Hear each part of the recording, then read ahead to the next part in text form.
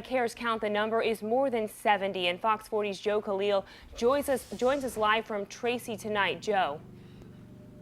That's right, Allie. We're here again one day after this attack, and we were at evening prayers actually talking to some people.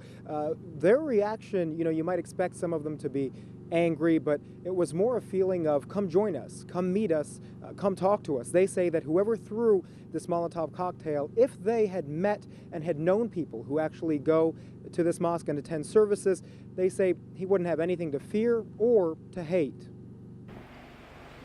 Along the path that leads to prayer, members of the Tracey Islamic Center walk past this small, not so subtle reminder that hate towards their religion exists. Unfortunately, ignorance, breeds fear, and fear breeds violence. One day after someone threw a Molotov cocktail or a small firebomb at the mosque's side door, those here try to make sense of it. Sarah Abdullah says often when people don't interact with Muslims in person, media-generated stereotypes of Islam become their base knowledge of her faith. That's what they tend to base their ideas off of. I'd say our doors are open. The door that you bombed, that door's open for you, and you can come. You can come in and meet us. We're your neighbors. We live right next to you. We work right next to you. We go to school with you.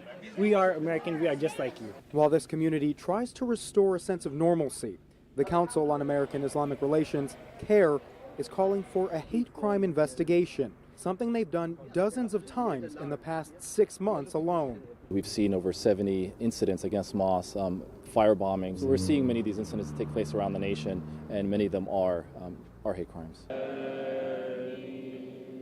The Tracey Islamic Community here more than 15 years without any issues before Saturday. Abdullah says in the face of physical threat, it's hard to stay quiet. And when incidents like this happen, we need to take a stand against it and say something and do something about it. Beginning with a show of solidarity.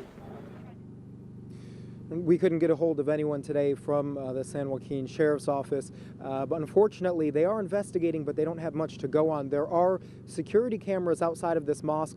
They were just installed last week and they were malfunctioning, so they were not working at the time that this Molotov cocktail was thrown. Nonetheless, deputies are investigating this as a hate crime.